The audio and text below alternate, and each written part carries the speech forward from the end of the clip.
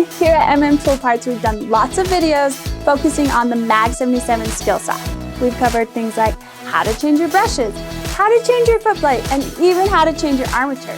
But what we haven't showed you is how to change the oil in your worm drive. Now this may not be at the top of your to-do list, but it's still very important to the health of your Skilsaw. It can also extend the life of your worm drive.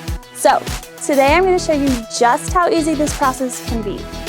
All right, so to check your oil, you're going to pull out your trusty little Skilsaw wrench here.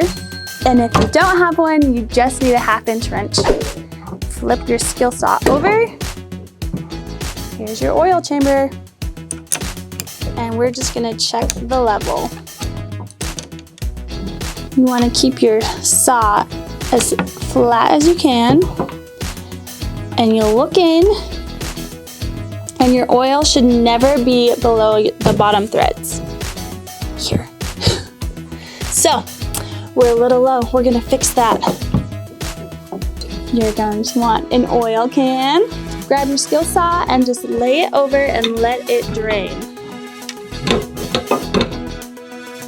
Then we wait.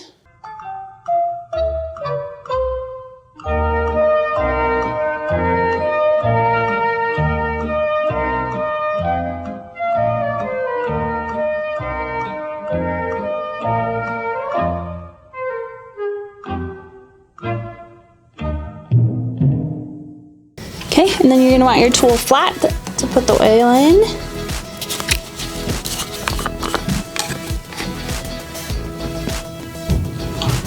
Got our oil to the bottom thread there. Okay.